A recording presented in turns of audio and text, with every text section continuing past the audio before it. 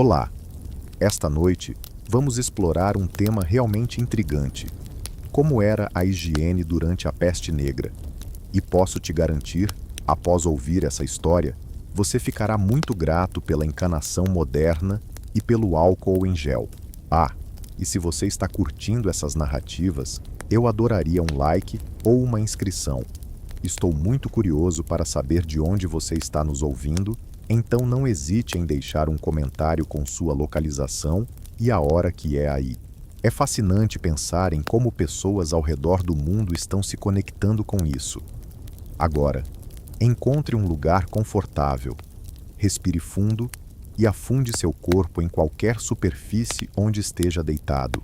Vamos fazer uma viagem de volta ao século XIV na Europa. Parabéns! Você acaba de despertar na Europa medieval, no ano de 1347.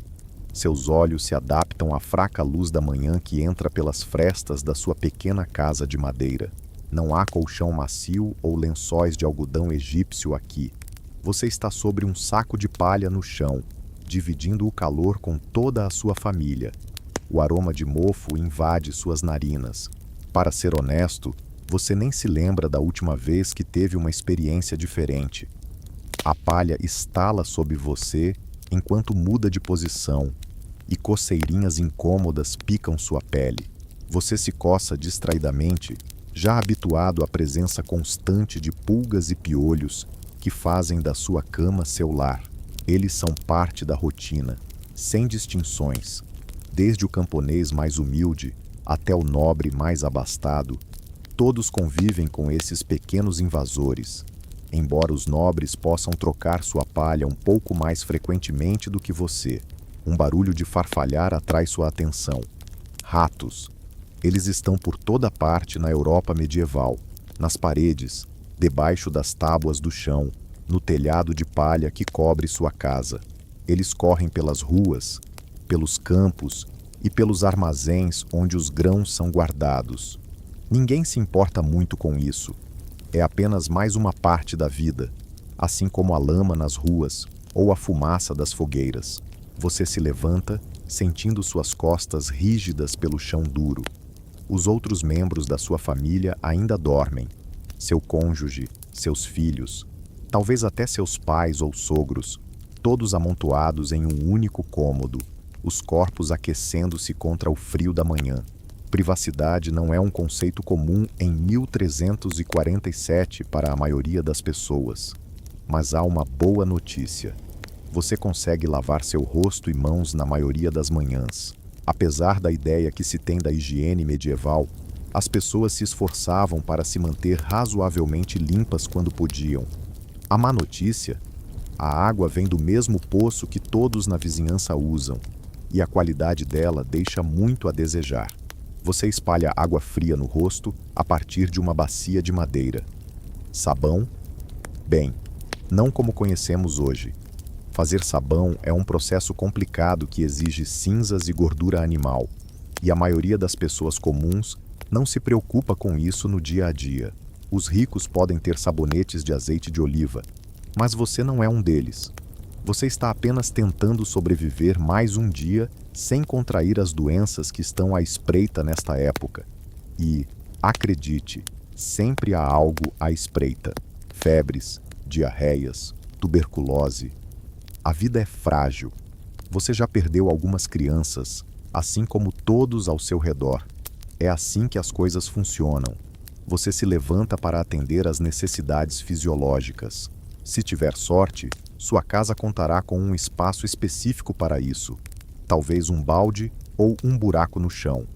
Se a sorte não estiver ao seu lado, ou se o frio for intenso demais para sair, pode haver um penico escondido sob a cama. De qualquer forma, o que sobrar não é descartado longe. Pode ser jogado na rua ou, se você for mais cuidadoso, levado até o rio ou córrego mais próximo. Sim, aqueles mesmos rios e córregos onde as pessoas buscam água e lavam suas roupas. Você consegue notar um problema se formando? As ruas não são exatamente limpas. Nas cidades, são estreitas, lamacentas e repletas de tudo. dejetos humanos, excrementos de animais, restos de comida. O que ninguém quer dentro de casa acaba do lado de fora. O odor é algo que os narizes modernos considerariam insuportável, mas você já se acostumou. É assim que a vida tem cheiro. Em algumas cidades mais desenvolvidas, existem leis proibindo o descarte de sujeira nas ruas, mas raramente são respeitadas. Em muitos locais, os porcos circulam livremente, devorando qualquer tipo de lixo que encontram. É um sistema de descarte primitivo, mas é o que há. Você se dirige ao poço da cidade para coletar água para o dia. Mulheres estão ali, reunidas, trocando conversas, notícias e fofocas. Esse é o verdadeiro social media medieval, onde a informação, seja ela confiável ou não, se espalha de pessoa para pessoa. Você ouviu sobre a estranha doença que assola as cidades portuárias do sul? Uma mulher sussurra. Dizem que centenas estão morrendo. É punição de Deus, responde outra com firmeza. Pelos pecados do povo. Ouvi que foram os judeus que envenenaram os poços, acrescenta uma terceira com a voz ainda mais baixa. Você ouve tudo isso e um leve arrepio percorre sua espinha, mesmo com o sol da manhã aquecendo seu rosto. Rumores de doenças não são novidade, mas algo na forma como falam, o medo em suas vozes, parece diferente. Você tenta afastar esses pensamentos. Há trabalho a fazer, comida a preparar, animais a cuidar, campos a cultivar, conforme sua posição na vida. A vida medieval não permite muito tempo para se preocupar com o que acontece em cidades distantes. Em casa, você quebra o jejum com um pedaço de pão escuro e talvez um pouco de cerveja. Sim, cerveja, mesmo no café da manhã. A água nem sempre é segura para beber, mas o processo de fermentação torna a cerveja mais confiável. Até as crianças a consomem, embora em uma versão mais fraca do que a dos adultos. Seus dentes, provavelmente, não estão em ótimo estado. A higiene dental se resume a esfregá-los com um pano áspero ou usar um galho mastigado como uma escova improvisada. Alguns enxaguam com vinho ou vinagre para refrescar o hálito. Os ricos podem usar misturas com ervas ou mel. Dores de dente são comuns e devastadoras. Pouco pode ser feito, exceto talvez arrancar o dente problemático se a dor aumentar. À medida que o dia avança, você cuida de suas tarefas. Talvez você seja um artesão trabalhando com couro, metal ou madeira. Ou talvez um agricultor cuidando de suas plantações ou rebanhos. Ou ainda, um comerciante vendendo suas mercadorias no mercado. Independentemente da sua profissão, é provável que envolva trabalho físico, sujeira e suor. E por falar em suor, ao contrário do que muitos pensam, as pessoas na Idade Média tomavam banho. Não diariamente, talvez, mas não passavam a vida toda sem se lavar. A frequência dos banhos depende de vários fatores: seu status social, onde você vive, a estação do ano e o acesso à água. Se você estiver em uma cidade, pode haver banhos públicos para se limpar. Esses locais são sociais, onde as pessoas se reúnem não apenas para higienizar, mas também para socializar, comer, beber e relaxar. Alguns são segregados por gênero, outros não. Alguns têm fama de oferecer mais do que apenas banhos, se é que você me entende. Se você for rico, pode ter uma banheira de madeira que os servos preparam com água aquecida para seu banho particular. Se você possui recursos mais limitados, seu banho pode se transformar em uma experiência comunitária, em uma banheira maior ou em uma rápida limpeza em um rio ou córrego durante os dias mais quentes. Mas aqui está a verdade. Tomar banho está se tornando uma prática cada vez mais rara.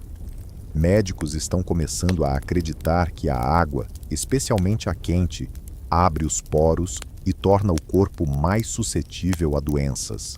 Essa noção deve se fortalecer nos próximos anos, especialmente com os eventos que estão prestes a ocorrer. Ao longo do seu dia, você é envolvido por uma gama de odores que poderiam sobrecarregar qualquer pessoa hoje em dia. Há o cheiro do corpo, claro, mas também a fumaça das fogueiras, o aroma dos animais e seus excrementos, o cheiro de alimentos, tanto frescos quanto estragados, além dos odores de curtimento do couro e tingimento de tecidos. Todas essas experiências olfativas fazem parte da tapeçaria da vida medieval, um pano de fundo que você já nem percebe mais. Algumas pessoas carregam pequenos pomanders, bolinhas perfumadas com ervas, flores ou especiarias, que seguram perto do nariz ao passar por lugares com cheiros mais desagradáveis. Outros escondem ervas aromáticas em suas vestimentas. Os mais abastados podem usar perfumes elaborados com ingredientes exóticos, mas em geral, as pessoas apenas convivem com esses odores. À medida que a noite se aproxima, você pode dar uma passada na taverna local para saborear uma cerveja mais forte e trocar ideias. As notícias se espalham lentamente no mundo medieval, mas chegam até você. Comerciantes, peregrinos e viajantes trazem relatos de lugares distantes, e o que chega agora é alarmante. Sussurros sobre uma terrível doença que está devastando os portos do Mediterrâneo começam a circular.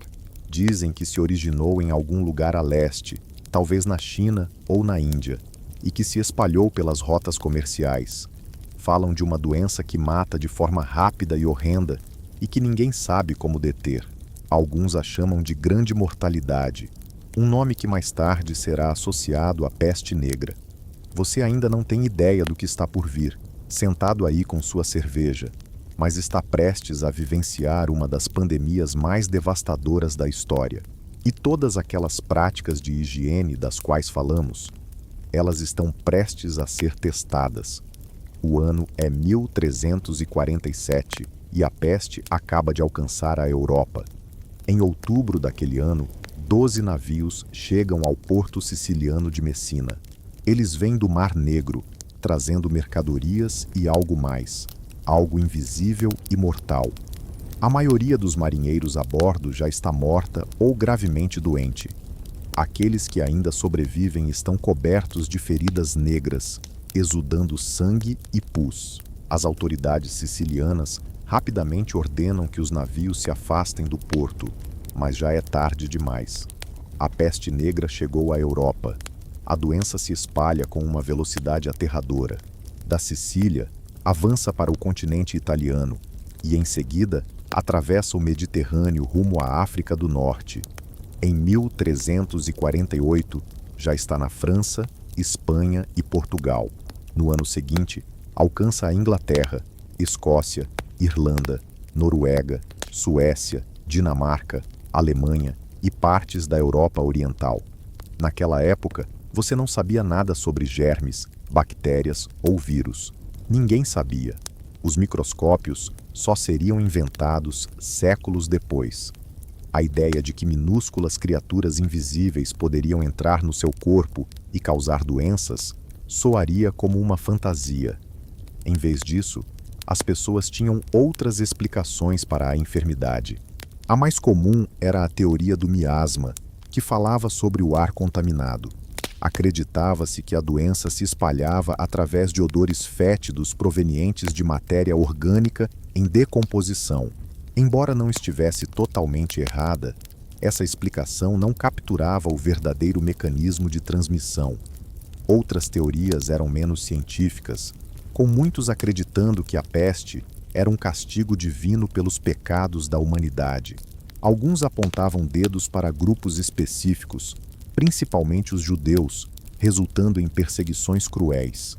Outros acreditavam que a calamidade era fruto de um alinhamento desfavorável dos astros. Havia quem pensasse que um simples olhar para uma vítima da peste poderia transmitir a doença.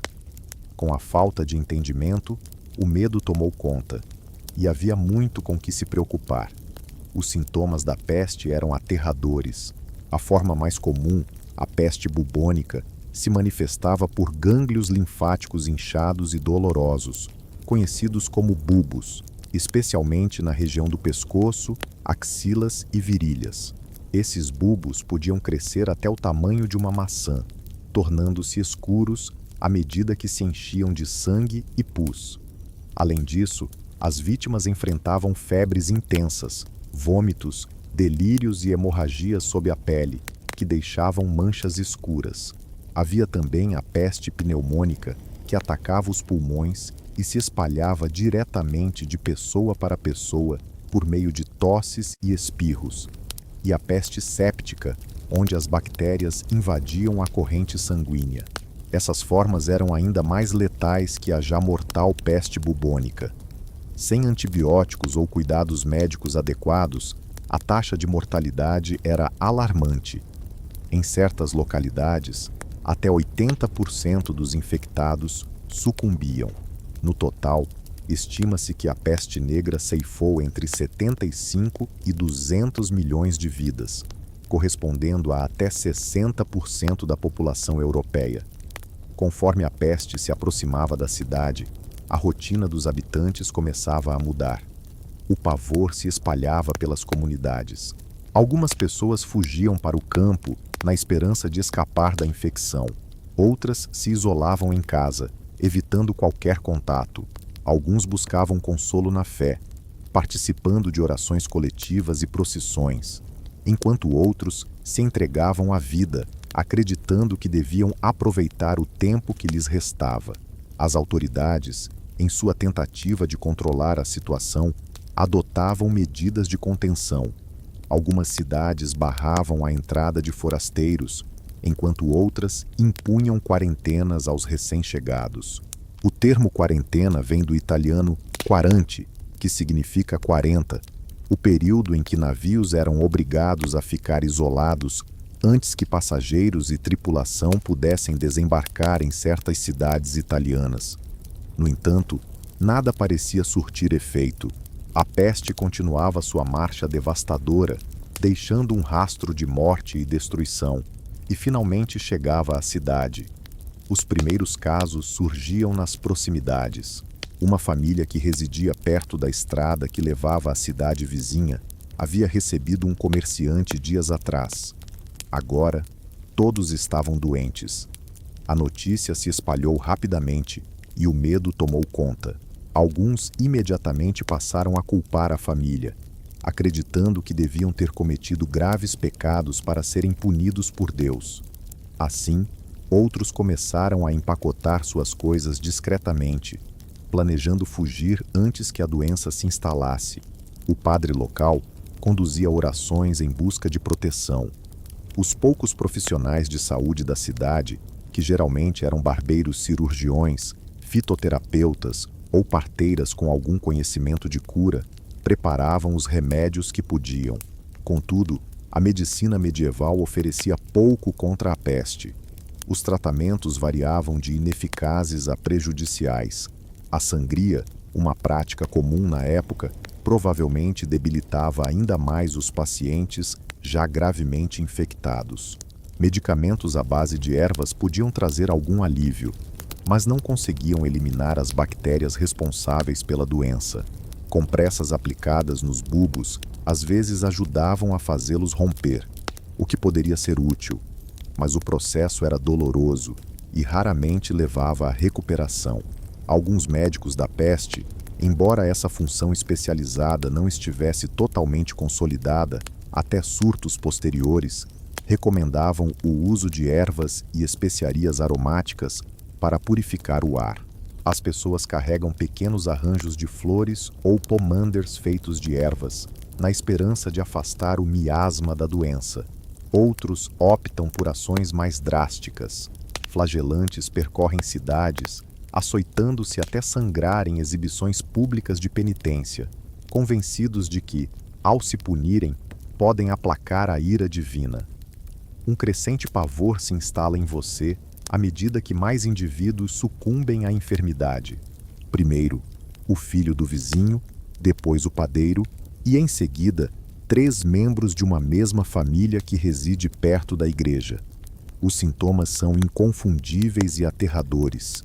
Os saudáveis se esforçam para ajudar os doentes, mas o medo de contágio é avassalador, e muitos enfermos acabam enfrentando suas últimas horas sozinhos. Aqueles que cuidam dos doentes tentam uma variedade de remédios caseiros. Alguns banham os enfermos em vinagre ou água de rosas, acreditando que isso ajudará a reduzir a febre e purificar o corpo. Outros, seguindo as teorias médicas da época, preparam pomadas de ervas, pão ou até ingredientes mais estranhos, como sapos secos ou arsênico.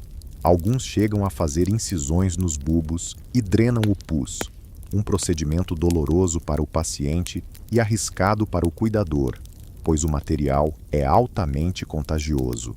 Você observa à distância enquanto o sacristão da cidade e seus auxiliares cavam sepulturas. Inicialmente, são sepulturas individuais, mas com o aumento do número de mortos, passam a realizar enterros em massa.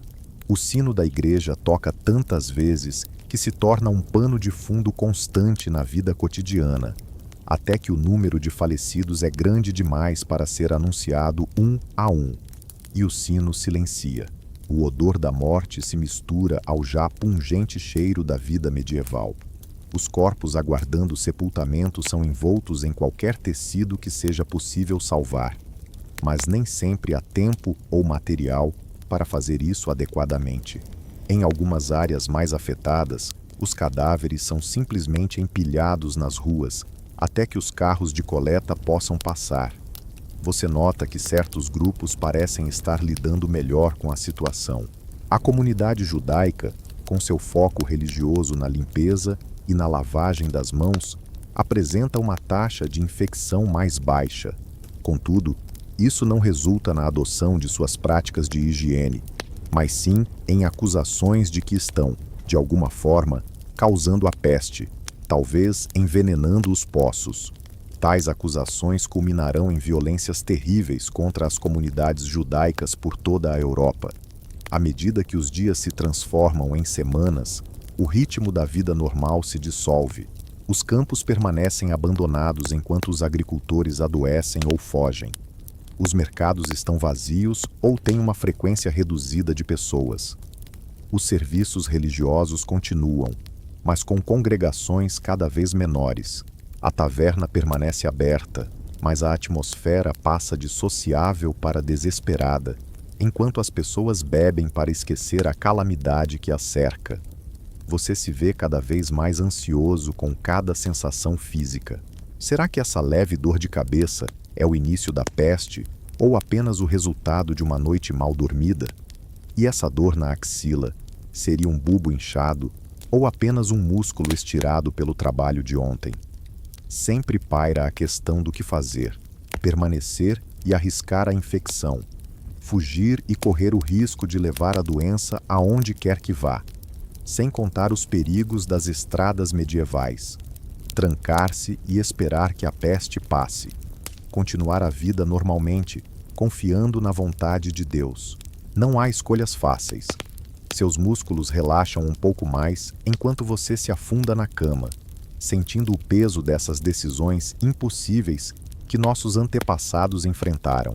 A luz suave da aurora medieval se apaga lentamente enquanto você muda de posição, buscando aquele lugar confortável, enquanto sua respiração desacelera naturalmente, enquanto a peste se alastra pelas ruas estreitas da sua vida, que se tornam ainda mais perigosas. Já se passaram várias semanas desde que a peste apareceu pela primeira vez na sua cidade. E agora ela está onipresente. A névoa matinal se espalha baixa, fazendo com que o mundo pareça menor e mais claustrofóbico. Você mal consegue enxergar o fim da sua rua através dessa bruma. E talvez isso seja um alívio. Menos corpos para contabilizar. As pessoas estão tentando de tudo para escapar da doença. Os mais abastados fugiram para suas propriedades no campo, acreditando que a distância os protegeria. Spoiler: geralmente não funciona. A peste persegue os nobres em suas rotas comerciais e estradas como uma sombra da qual não há como escapar. Você notou que ninguém mais tem um odor desagradável, ou, mais precisamente, todos têm um cheiro ruim, mas você não percebe. No entanto, há um novo aroma na cidade: vinagre.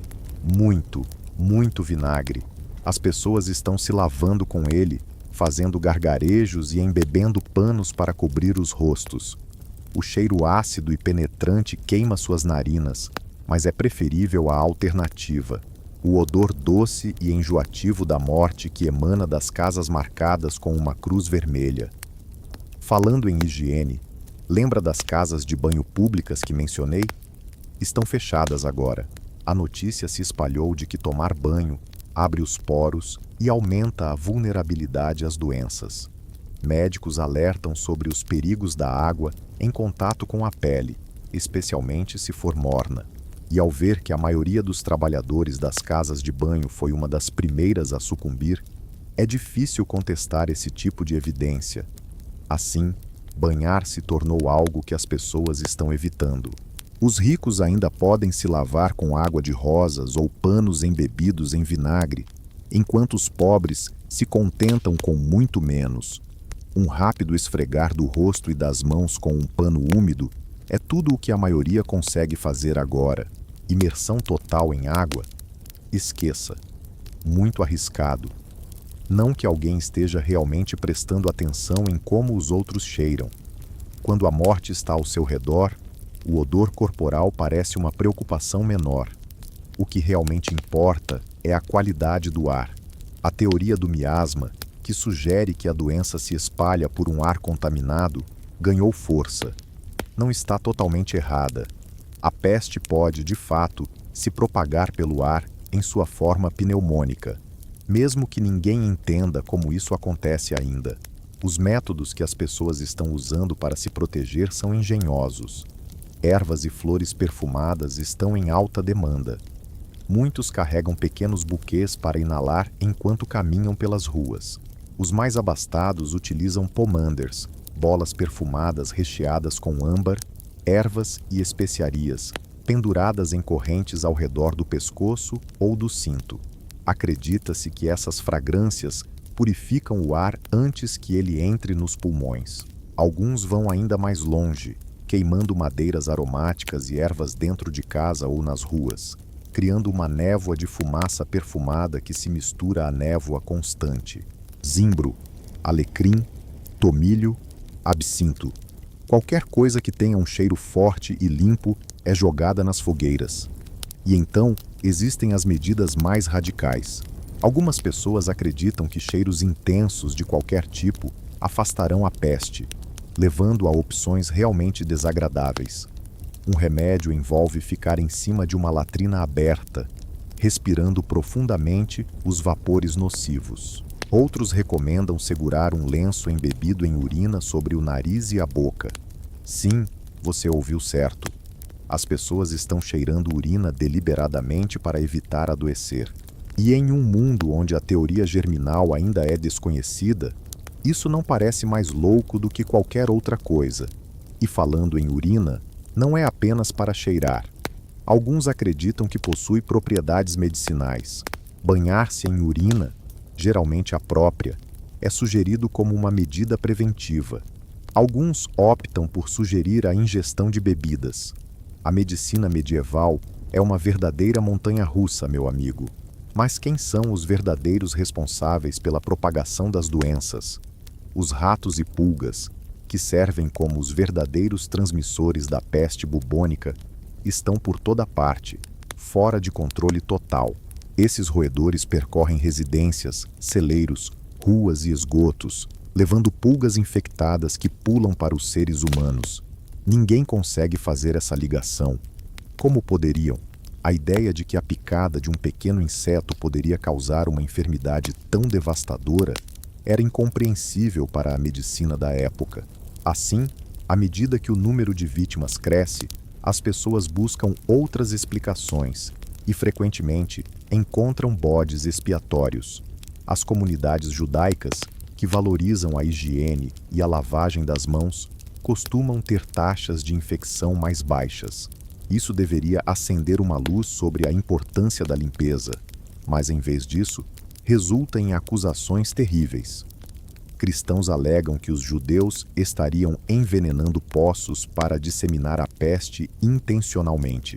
Essa teoria da conspiração se espalha quase tão rapidamente quanto a própria doença, provocando massacres em toda a Europa. Em algumas cidades, os judeus são capturados e queimados vivos. Em outras, recebem a opção de se converter ao cristianismo ou enfrentar a morte. Algumas comunidades são praticamente dizimadas, não pela peste, mas por seus próprios vizinhos. Até mesmo o Papa se manifesta contra essas atrocidades, lembrando que os judeus também estão sucumbindo à doença. Mas o medo e a ignorância são forças extremamente poderosas. Outros grupos marginalizados também enfrentam perseguições semelhantes. Leprosos, que já vivem isolados, são acusados de espalhar enfermidades. Estrangeiros, viajantes e basicamente qualquer um que não se encaixe no padrão também se tornam alvos.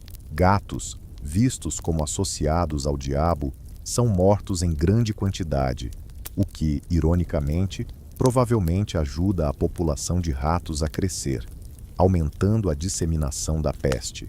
Enquanto isso, aqueles que se dedicam a curar os doentes lutam uma batalha sem esperança. Médicos formados em universidades são raros e muito caros, atendendo principalmente à nobreza. O povo comum depende de uma combinação de praticantes, cirurgiões barbeiros, farmacêuticos, herbalistas, parteiras e curandeiros que aprendem através da experiência e não da educação formal. Esses curandeiros fazem o que conseguem, utilizando o conhecimento médico disponível, que se baseia principalmente na teoria dos 4 humores. Segundo essa teoria, o corpo contém 4 fluidos: sangue, fleuma, bile negra e bile amarela, que precisam estar em equilíbrio para garantir a saúde. A doença surge quando esses humores ficam desregulados. Portanto, o tratamento se concentra em restaurar esse equilíbrio. No caso da peste, isso frequentemente significa sangria, cortando uma veia para drenar o excesso de sangue do corpo. Sangues podem ser aplicados com o mesmo propósito. Purificantes e eméticos são administrados para expulsar os maus humores, provocando vômitos e diarreia. Claro, nada disso realmente ajuda. Na verdade, a sangria provavelmente enfraquece ainda mais os pacientes que já estão lutando contra uma infecção severa. Mas, na ausência de compreensão sobre bactérias e infecções, é o que a medicina tem a oferecer. Alguns curandeiros adotam uma abordagem mais herbal, criando misturas complexas com plantas, minerais e produtos de origem animal. O teak, um composto que contém dezenas de ingredientes, incluindo ópio e, em algumas ocasiões, carne de víbora moída, é um remédio popular, embora caro. Mais comuns são ervas aplicadas diretamente nos bubões ou chás e tinturas para consumo. Os remédios religiosos são tão frequentes quanto os médicos. As pessoas rezam, fazem oferendas e participam de procissões, implorando a Deus por compaixão. Em várias cidades, grandes manifestações religiosas são organizadas na esperança de que a devoção coletiva possa conter a crescente onda de mortes. Um exemplo extremo disso são os flagelantes, grupos de fervorosos religiosos que perambulam de cidade em cidade, se açoitando em demonstrações públicas de penitência. Eles acreditam que, ao infligir dor a si mesmos, conseguem aplacar a ira divina e, assim, pôr fim à peste. Multidões se reúnem para observar essas procissões sombrias, sentindo uma mistura de horror e esperança. No entanto, nenhum ato de autoflagelação, remédios à base de ervas ou sangramentos parece alterar o curso da epidemia. A peste avança impiedosamente, ceifando vidas indiscriminadamente. Com a crise se intensificando, surge uma nova figura em algumas regiões: o médico da peste. Embora a famosa máscara de bico só se torne comum em surtos futuros, esses profissionais já começam a adotar vestimentas protetoras.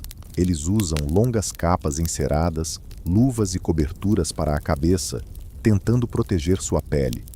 Alguns levam bastões para examinar os pacientes à distância. Esses pioneiros da medicina da peste Também utilizam ervas e aromas como forma de proteção. Com base na teoria do miasma, eles enchem suas máscaras com ervas aromáticas ou seguram pomanders perto do rosto enquanto tratam os doentes. Alguns até fumam tabaco, que havia sido recentemente introduzido na Europa, acreditando que a fumaça purificaria o ar que respiram. Contudo, seus tratamentos são limitados e, em grande parte, ineficazes. Eles drenam bubões para eliminar o pus infectado, aplicam pomadas e misturas herbais, administram purgantes e realizam sangramentos. Esses médicos mantêm registros detalhados de sintomas e resultados, tentando decifrar a doença, mas sem entender sua real causa, fazem pouco progresso. Para muitos pacientes, a presença de um médico da peste representa menos uma esperança de cura e mais um preparo para a morte. Esses profissionais frequentemente atuam como testemunhas de testamentos feitos às pressas e tentam oferecer consolo aos que estão morrendo. A situação dos falecidos é igualmente complexa.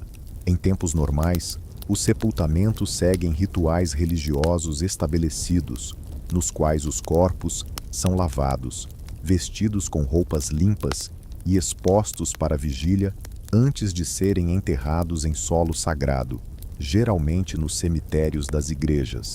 Oração é feita, sinos tocam e a comunidade se reúne para lamentar. Contudo, esses não são tempos normais. O número de mortos é tão alto que os sepultamentos tradicionais não são mais viáveis. Os sinos que antes badalavam a cada morte acabam por silenciar, pois há mortos demais para serem anunciados. Os coveiros não conseguem atender a demanda, e caixões se esgotam, seguidos pelos sudários, até que os corpos são simplesmente envoltos em qualquer pedaço de tecido disponível ou enterrados em valas comuns. Nas áreas mais afetadas, carrinhos de coleta circulam pelas ruas, acompanhados do grito de "Traga seus mortos". Os corpos são empilhados e levados para fossas de sepultamento em massa, localizadas fora das muralhas da cidade. Muitas vezes, os coletores são criminosos obrigados a realizar esse trabalho sombrio em troca de perdão ou pagamento. Outras vezes, são pessoas desesperadas que perderam tudo e precisam do dinheiro. As fossas em si são um verdadeiro pesadelo.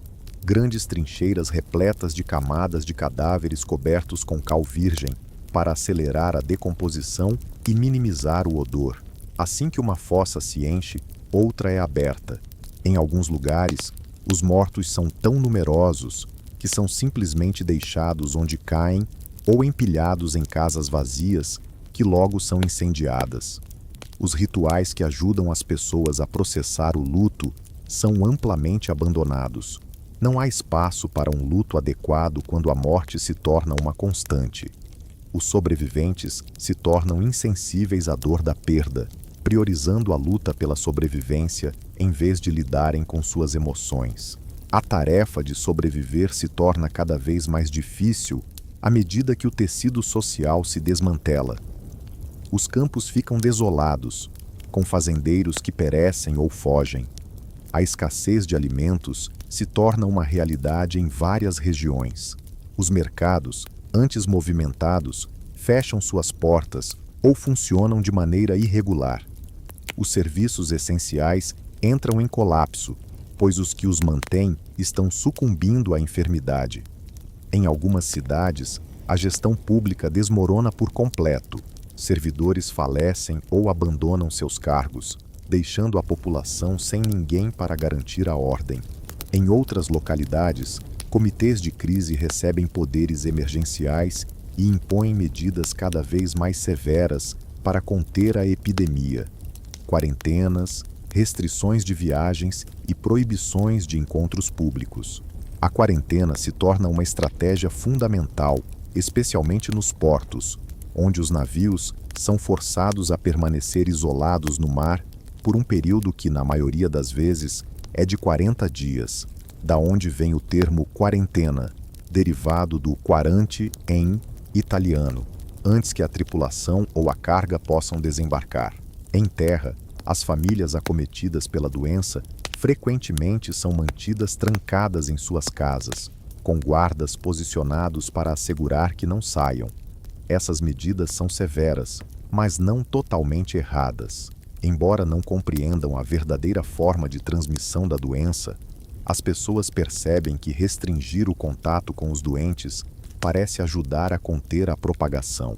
Assim, o distanciamento social, em sua forma mais rudimentar, se torna uma prática comum. A rotina diária se transforma quase em algo irreconhecível. Os hábitos que antes organizavam seus dias foram interrompidos ou abandonados.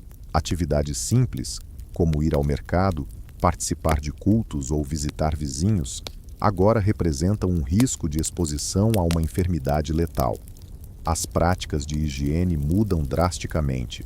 Antes da epidemia, você poderia ter frequentado banhos públicos semanal ou mensalmente, dependendo de sua posição e recursos. Agora, esses locais estão fechados, considerados perigosos para a disseminação da doença. Em vez disso, você se limpa com panos embebidos em vinagre, acreditando que o odor forte pode protegê-lo da peste. Ao sair, carrega um punhado de ervas aromáticas, segurando-o perto do nariz em áreas lotadas ou ao passar por casas marcadas com a cruz vermelha da peste. Seu lar, que antes era apenas desorganizado para os padrões atuais, agora é desinfetado regularmente com a fumaça de ramos de zimbro ou alecrim queimados. O cheiro forte faz seus olhos lacrimejarem, mas parece um preço pequeno a pagar por uma possível proteção. A comida e a água se tornam fontes de ansiedade. Muitos acreditam que a peste pode ser transmitida por alimentos contaminados, levando a rituais meticulosos de preparação. O pão é meticulosamente inspecionado em busca de sinais de deterioração que possam indicar envenenamento. A água de poços públicos é encarada com desconfiança, especialmente após rumores de contaminação intencional se espalharem. Muitos optam por consumir álcool em vez de água, bebendo cerveja, chope ou vinho durante as refeições. Os processos de fermentação e fabricação tornam essas bebidas mais seguras do que a água potencialmente poluída, mesmo que ninguém entenda a ciência por trás disso. A única certeza é que aqueles que consomem álcool parecem adoecer com menos frequência do que os que se hidratam principalmente com água. As roupas recebem menos atenção do que antes. Lavar roupas se torna um trabalho árduo que envolve aquecer água, esfregar com soda, um sabão potente feito de cinzas e gordura e pendurá-las para secar. Com tantas outras preocupações, as lavagens se tornam cada vez mais raras. Melhor usar roupas sujas do que arriscar os supostos perigos do contato com a água. Além disso, alguns acreditam que trocar de roupa frequentemente pode torná-los mais suscetíveis à doença. A camada de sujeira e óleos que se acumula em roupas muito usadas é vista como uma possível defesa contra o miasma nocivo. Essa ideia, assim como muitas outras, não tem fundamento na realidade, mas acaba se tornando uma crença aceita em tempos de medo intenso. Dormir se torna uma tarefa árdua. A ansiedade constante, os lamentos das casas vizinhas, a incerteza sobre acordar na manhã seguinte ou desenvolver sintomas durante a noite, tudo isso se une para tornar o descanso algo esquivo. Muitos compartilham histórias de pesadelos vívidos quando finalmente conseguem fechar os olhos. O subconsciente processa os horrores do cotidiano. Apesar das precauções e mudanças na rotina, a peste prossegue com sua devastação. Vizinhos, amigos e familiares adoecem e morrem, frequentemente em questão de dias após o surgimento dos sintomas. Os poucos que têm a sorte de se recuperar saem debilitados, algumas vezes com marcas permanentes, como cicatrizes de bulbo estourado. Histórias de vilarejos inteiros dizimados e cidades onde metade da população pereceu se espalham, enquanto em algumas regiões os vivos mal conseguem sepultar os mortos. Alguns acreditam que o Apocalipse chegou, que isso é o juízo final de Deus sobre uma humanidade pecadora. Outros buscam explicações mais terrenas, como poços contaminados, alinhamentos planetários desfavoráveis ou a miasma de corpos em decomposição. Ninguém suspeita dos verdadeiros responsáveis. Os ratos que correm pelas ruas e lares, transportando pulgas infectadas com a bactéria Yersinia pestis. Esses pequenos insetos saltam dos roedores para os humanos, propagando a bactéria mortal com suas picadas. Em algumas situações, a infecção se alastrar para os pulmões, permitindo a transmissão direta de pessoa para pessoa através da tosse e do espirro.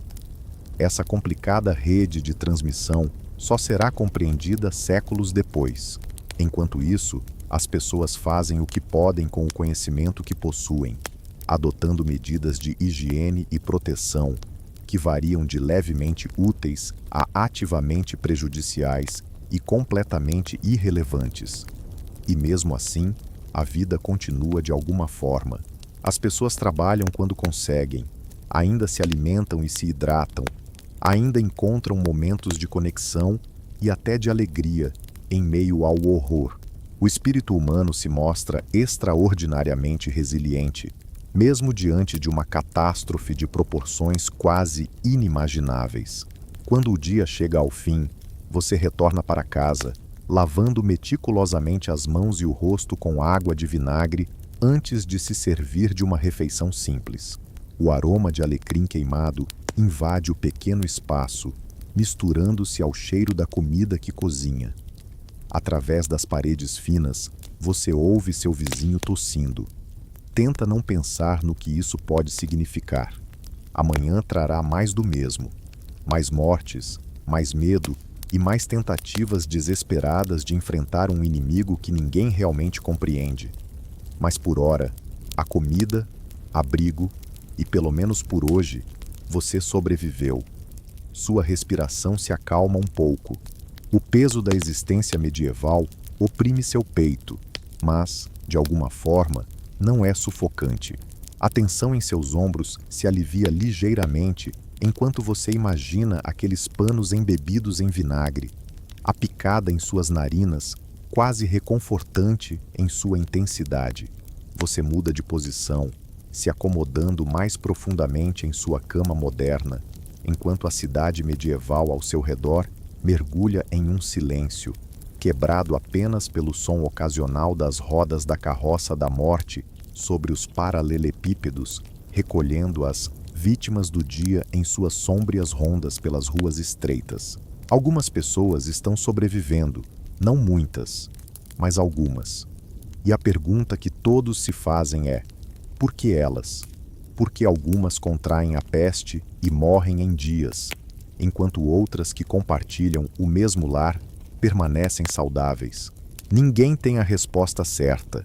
Eles não irão resolver isso em séculos, mas possuem diversas teorias que influenciam a forma como as pessoas encaram a higiene e a saúde durante esse pesadelo. Alguns veem isso como uma seleção divina, acreditando que Deus decide quem vive ou morre com base no valor espiritual de cada um. Outros associam essa situação ao alinhamento dos astros no momento do nascimento ou ao equilíbrio dos quatro humores. Há ainda aqueles que percebem padrões que, mesmo sem entender completamente, se mostram eficazes. Uma observação que começa a surgir é que os mais abastados parecem sucumbir à peste em taxas menores do que os pobres. Isso, claro, não é uma regra absoluta. Muitos nobres e comerciantes ricos também caem vítimas da peste negra. Contudo, em geral, quem desfruta de uma situação financeira confortável tem mais chances de sobrevivência. O que eles não compreendem é o motivo disso. Hoje sabemos que isso se deve, em parte, à melhor nutrição que os ricos têm, moradias maiores e menos superlotadas, a habilidade de se afastar de áreas contaminadas e acesso a cuidados médicos mais eficazes, embora melhor seja uma expressão relativa no século XIV. Ademais, eles possuem vantagens de higiene que realmente fazem a diferença. Os ricos podem trocar suas roupas e roupas de cama com frequência, além de contratar servos para manter suas casas limpas, eliminando resíduos e restos de comida que atraem ratos. Eles contam com poços privados ou fontes de água menos suscetíveis à contaminação e, essencialmente, interagem com menos pessoas diariamente, reduzindo a exposição à variante pneumônica da peste, que se espalha rapidamente de um indivíduo para outro. Algumas comunidades se destacam mais do que outras. Os bairros judeus, por exemplo, com suas práticas religiosas focadas na lavagem das mãos e na limpeza, apresentam taxas de infecção mais baixas em várias cidades. Contudo, como já discutimos, isso resulta em perseguições em vez de imitação de suas práticas higiênicas. Mosteiros e conventos, apesar da vida comunitária, também costumam apresentar taxas de mortalidade mais baixas. Muitos seguem rigorosos regimes de higiene como parte de suas rotinas diárias, com lavagens regulares das mãos antes das refeições e após determinadas tarefas, roupas limpas e descarte cuidadoso de resíduos. Além disso, frequentemente estão fisicamente isolados da população em geral, o que limita sua exposição. À medida que a peste avança implacavelmente pela Europa, uma nova profissão começa a se formalizar: a de médico da peste. Já mencionamos esse tema antes, mas agora vamos explorar mais de perto a atuação desses trabalhadores medievais e suas estratégias de proteção pessoal. A imagem icônica do médico da peste, com sua máscara de bico e vestes de couro ou lona encerada, na verdade, só se torna padrão em surtos posteriores. Durante a primeira onda da peste negra, os médicos adotavam medidas de proteção variadas, baseadas na teoria miasmática, mas ainda não havia um traje uniforme. No entanto, eles compartilhavam algumas práticas em comum. A maioria cobria suas vestes com casacos de couro encerado ou lona, acreditando que esses materiais eram mais eficazes contra os miasmas do que os tecidos comuns. Utilizavam luvas, muitas vezes vários pares, e carregavam bastões ou bengalas, não apenas para ajudar na locomoção, mas também para examinar os pacientes sem precisar tocá-los. Aromáticos, pomanders, gás nasal ou ervas eram usados em máscaras ou mantidos próximos ao rosto para purificar o ar que respiravam. As ervas e especiarias utilizadas variavam bastante, mas comumente incluíam zimbro, alecrim, hortelã, sálvia, absinto, cânfora, cravo da Índia e mirra. Os abastados frequentemente se utilizavam de importações exóticas, como âmbar e civeta. Essas substâncias com odor intenso não eliminam as bactérias responsáveis pela peste, mas as máscaras oferecem certa proteção contra picadas de pulgas e, no caso da peste pneumônica, contra gotículas respiratórias. O papel dos médicos da peste vai além de simplesmente tratar os doentes. Eles são encarregados de investigar casos suspeitos, determinar quarentenas, supervisionar enterros e manter registros de falecimentos. Em algumas localidades, é exigido que marquem as casas afetadas com uma cruz ou outro símbolo, avisando os vizinhos para que mantenham distância. Seus métodos de tratamento refletem o entendimento limitado da época. Eles cortam os bubões para drenar o pus, aplicam compressas de ervas nas áreas afetadas, prescrevem remédios complexos baseados na teoria dos humores e realizam sangrias.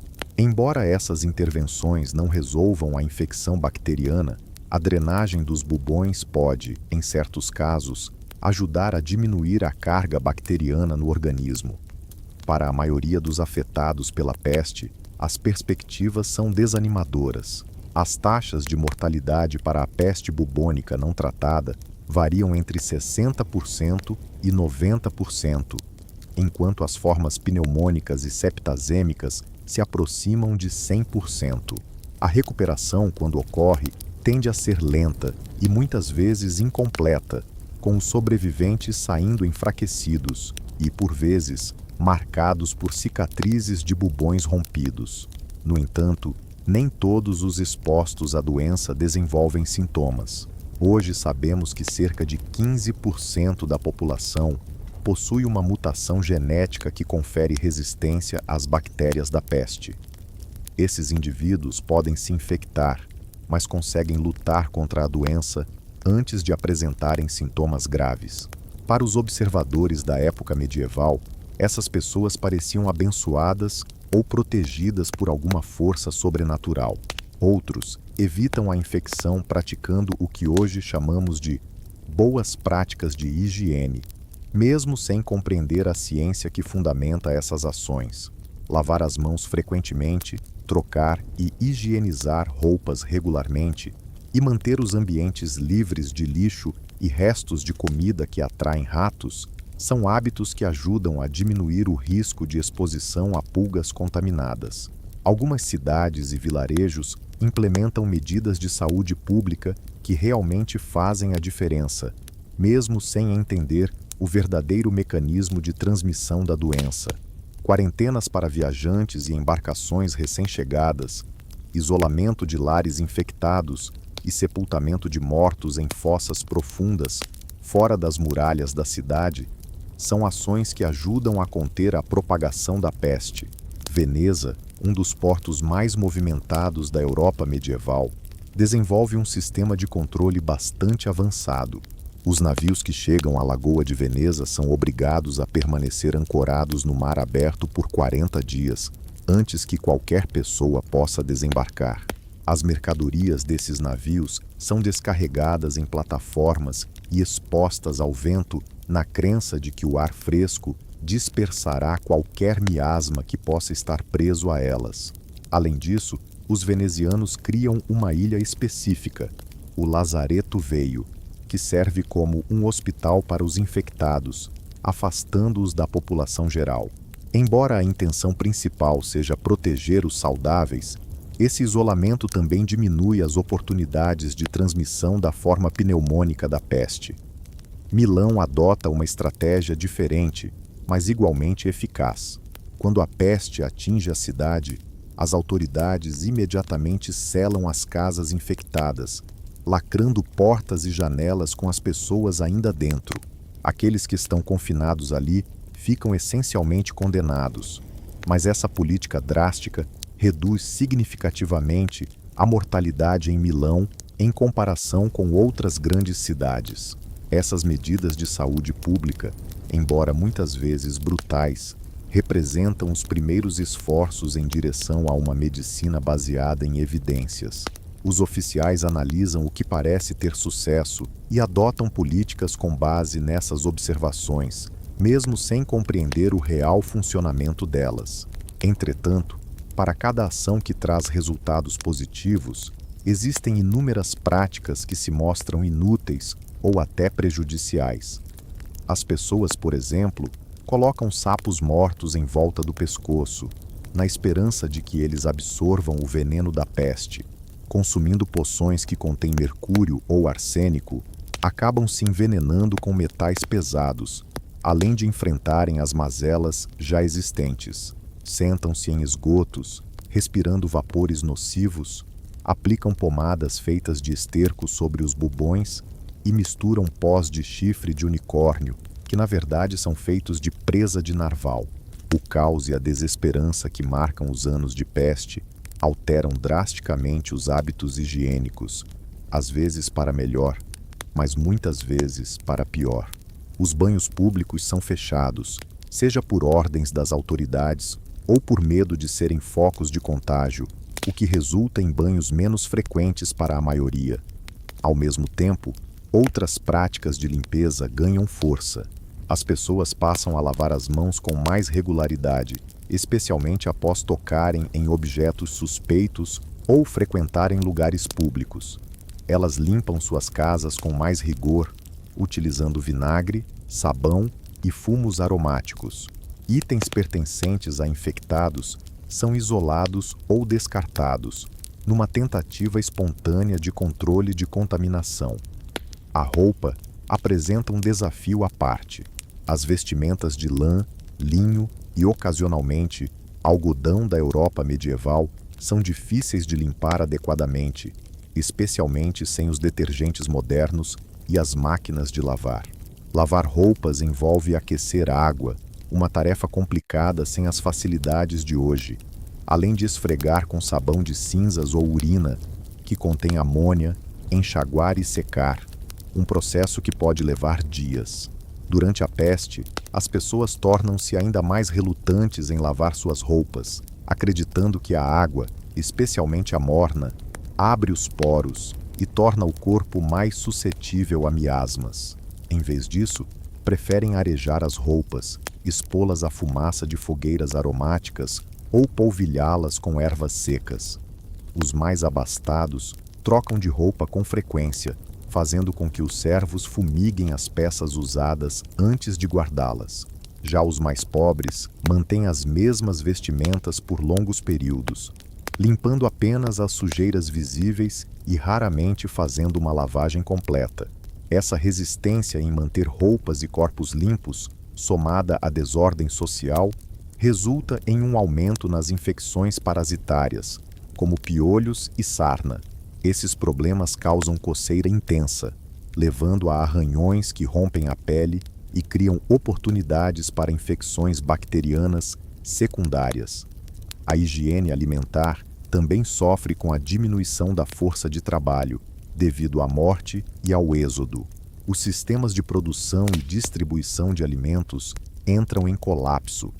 Em algumas regiões, as pessoas se veem obrigadas a consumir o que conseguem encontrar, sem se preocupar com a frescura ou o preparo adequado.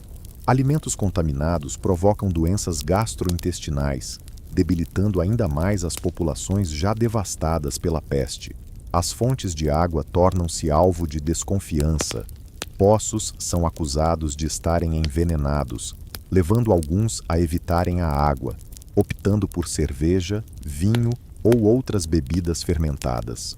O álcool realmente oferece alguma proteção contra patógenos presentes na água, embora ninguém tenha consciência disso no momento. Algumas cidades tentam preservar a pureza da água, emitindo ordens para proibir o despejo de resíduos em rios ou perto de poços. Mas a aplicação dessas medidas é complicada em meio ao caos da epidemia. Veneza, com seu inovador sistema de coleta e filtragem de água da chuva, consegue manter uma fonte de água potável relativamente limpa, o que pode favorecer sua recuperação ao longo do tempo. Conforme os meses se transformam em anos, a onda inicial da peste negra começa a se dissipar. Isso acontece não por ação humana, mas por uma série de fatores interligados. A diminuição da população suscetível, causada por mortes e por quem desenvolveu imunidade, mudanças sazonais que afetam a atividade das pulgas e, possivelmente, mutações na própria bactéria da peste. O resultado é uma sociedade profundamente alterada. A drástica redução populacional, com estimativas indicando que entre 30% a 60% da população europeia sucumbiu, cria uma escassez de mão de obra que valoriza os trabalhadores que restaram. Camponeses e operários urbanos conseguem exigir melhores salários e condições, acelerando a desintegração do sistema feudal. Além disso, a peste transforma as atitudes em relação à higiene e à saúde pública. A relação entre sujeira e doença leva algumas cidades a adotar novas políticas de saneamento. As ruas são limpas com mais frequência, o descarte de lixo é melhor regulado e as fontes de água são protegidas. Contudo, de forma paradoxal, a higiene pessoal começa a declinar. A crença de que os banhos poderiam transmitir a peste, reforçada pelo fechamento de banhos públicos, resulta em uma queda na frequência de banhos completos. Essa tendência perdurará por séculos, atingindo seu auge entre os séculos XVI e XVIII, quando a infrequência dos banhos se torna uma norma entre as elites europeias. Em vez de banhos com água, métodos de limpeza a seco ganham popularidade. As pessoas passam a trocar frequentemente suas roupas íntimas de linho, acreditando que esse tecido absorve impurezas do corpo através da pele. Usam perfumes e pós para disfarçar odores corporais em vez de lavá-los. A limpeza se torna mais pontual, focando na remoção da sujeira visível, ao invés de um banho completo. Outra mudança importante se reflete na moda. Antes da peste, roupas justas que acentuavam o corpo eram comuns. Após a epidemia, vestimentas mais soltas que cobrem completamente o corpo se tornam populares. Essa mudança está ligada a uma nova estética, mas também a um desejo de proteger a pele da exposição a miasmas. Para os sobreviventes, há um lado sombrio, porém positivo, na tragédia. Com menos concorrência por recursos, aqueles que superaram a peste frequentemente desfrutam de uma nutrição melhor e condições de vida superiores. Evidências arqueológicas indicam que os que sobreviveram à peste negra e viveram até o final do século XIV e XV eram, em geral, mais saudáveis, mais altos e tinham uma longevidade maior do que seus antepassados. Além disso, a peste impulsiona certos avanços tecnológicos e culturais. Com a mão de obra escassa e valiosa, surge um forte incentivo para desenvolver dispositivos e técnicas que economizem trabalho. A experiência coletiva dolorosa da pandemia impacta a arte, a literatura e a filosofia, contribuindo para os primeiros sinais do renascimento. No entanto, essas transformações vêm acompanhadas de um custo quase inimaginável. Aldeias inteiras são dizimadas, famílias se desintegram e conhecimentos e habilidades se perdem com a morte de seus praticantes. O trauma psicológico de sobreviver em meio a tantas perdas. A ruptura do tecido social medieval. E talvez, o mais significativo para a nossa história, uma mudança profunda na maneira como as pessoas percebem a doença, a limpeza e o corpo humano. A peste cria associações entre banho e enfermidade que perdurarão por séculos, moldando os notoriamente infrequentes hábitos de higiene dos europeus na era moderna. Estabelece também um modelo para lidar com epidemias, a ser seguido com adaptações durante surtos futuros. A quarentena dos enfermos, a limitação de deslocamentos, a desinfecção de ambientes e objetos, o uso de vestimentas protetoras e ervas aromáticas por curandeiros, além do distanciamento social, mesmo sem o nome que conhecemos, foram algumas das medidas adotadas. Algumas delas se mostraram eficazes, outras nem tanto, e algumas até trouxeram prejuízos, mas todas contribuíram para moldar a evolução das práticas de higiene ao longo dos séculos. À medida que a crise imediata da peste negra vai diminuindo, a vida lentamente se ajusta a uma nova realidade. Os campos voltam a ser cultivados, ainda que com menos braços para o trabalho. Os mercados reabrem, mas os preços sobem, refletindo a escassez de mão de obra. As igrejas realizam serviços para congregações reduzidas. Os ritmos da vida medieval se restabelecem, alterados, mas persistentes para você, nosso viajante do tempo neste mundo medieval. As rotinas de higiene se adaptam à nova realidade pós-peste. Você começa a lavar as mãos e o rosto com água de vinagre, deixando de lado o banho completo. Troca as roupas de cama de linho sempre que pode, acreditando que isso ajuda a eliminar impurezas do corpo. Carrega um punhado de ervas aromáticas quando se aventura em locais cheios, ainda alerta ao miasma, mesmo com a peste em declínio. Sua casa, que antes pulsava com a presença da família, agora pode parecer vazia, com espaços na mesa onde entes queridos costumavam se reunir. Ou talvez você tenha se mudado, aproveitando as propriedades deixadas por aqueles que partiram, buscando um novo começo longe das lembranças dolorosas. O aroma de vinagre e ervas aromáticas se torna tão familiar quanto os cheiros característicos da vida medieval. Fumaça de fogueiras, animais e seus dejetos, corpos não lavados, couro curtido, fermentação. Esses odores já não chamam mais a sua atenção. Tornaram-se apenas o perfume do mundo que você habita. O terror dos anos de peste vai se dissipando, dando lugar a uma aceitação cansada de que a morte pode chegar de forma repentina e sem aviso. Essa aceitação transforma as atitudes em relação à higiene, saúde e mortalidade para as gerações que virão. Seus músculos relaxam um pouco mais ao imaginar como foi sobreviver a tempos tão devastadores. Sua respiração encontra um ritmo mais calmo. Você se ajeita ligeiramente, afundando mais em sua cama confortável, longe das paletes de palha da Europa medieval. Um leve peso se instala nos seus membros enquanto observa esse mundo distante, onde o fedor da morte foi lentamente substituído pelos aromas mais familiares da vida cotidiana medieval. A peste não desapareceu de uma hora para outra. Ela se retirou gradualmente, com surtos esporádicos persistindo por anos. Mas, eventualmente, a mortalidade devastadora dos primeiros anos foi diminuindo. Agora, alguns anos após a onda inicial, as pessoas se adaptam à nova realidade. As cidades têm menos habitantes, os campos têm menos trabalhadores, as igrejas contam com menos paroquianos. Os sobreviventes herdaram um mundo transformado. Vamos explorar mais a fundo como as práticas de higiene evoluíram logo após a peste negra, enquanto as pessoas tentavam compreender o ocorrido e se proteger contra surtos futuros. Uma das mudanças mais marcantes foi o aprofundamento da teoria miasmática das doenças. A crença de que as doenças se espalhavam pelo ar poluído já existia antes da peste, mas a pandemia aparentemente a confirmou.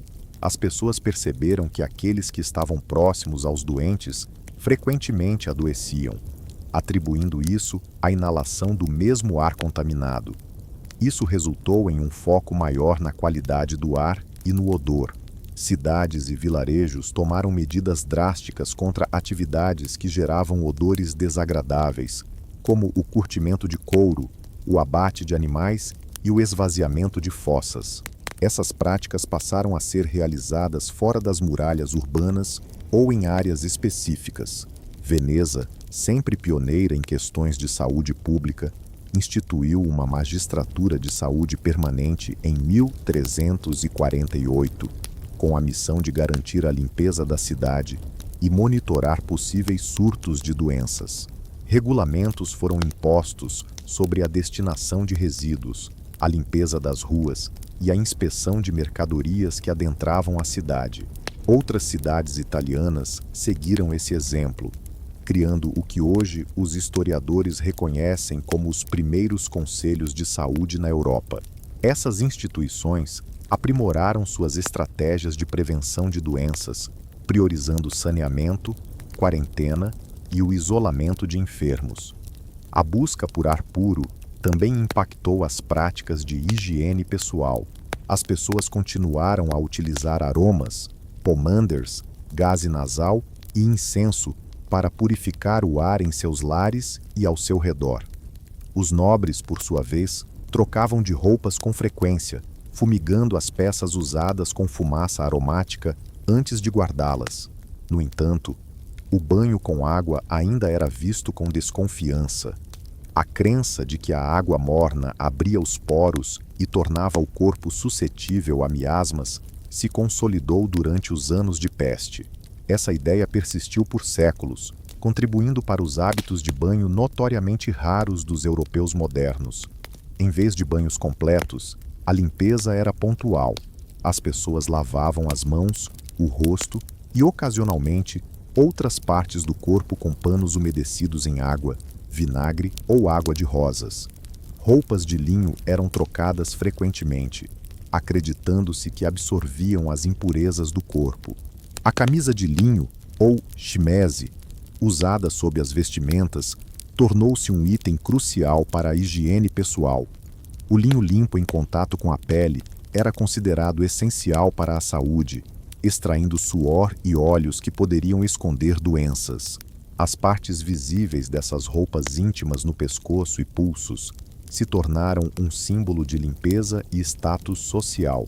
Para os mais afortunados, a higiene pessoal focava mais nas aparências do que na limpeza propriamente dita. Eles utilizavam pós e perfumes para disfarçar odores corporais, pentes e escovas para manter os cabelos em ordem, além de várias preparações para a pele.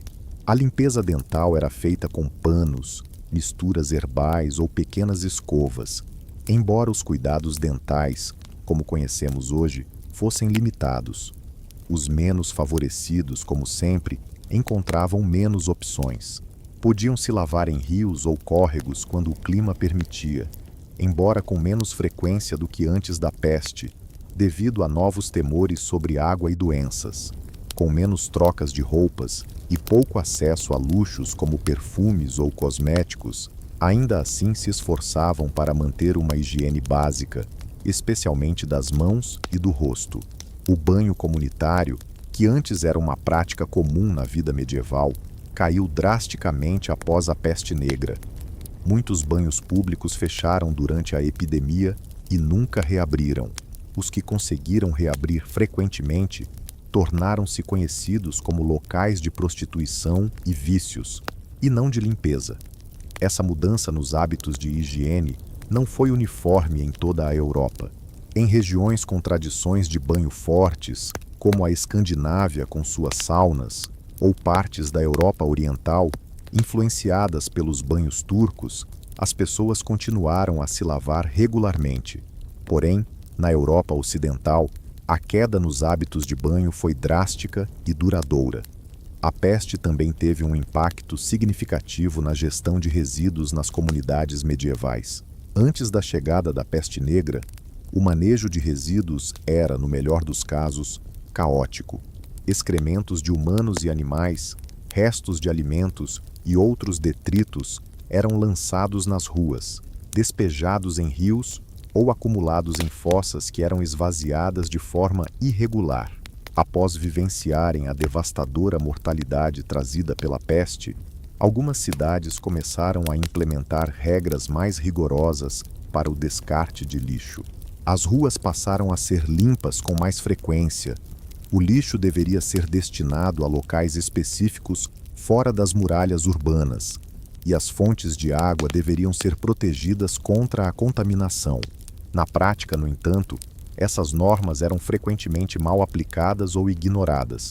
Contudo, o conceito de que a saúde pública era uma responsabilidade das autoridades começou a se firmar, preparando o caminho para futuras melhorias em saúde. As fontes de água ganharam especial atenção. Poços foram cobertos e monitorados, e práticas que podiam contaminar a água, como o curtimento, tingimento ou abate, foram banidas das proximidades das fontes públicas. Em algumas localidades, profissionais se encarregavam de entregar água de fontes relativamente limpas nas casas, mediante pagamento.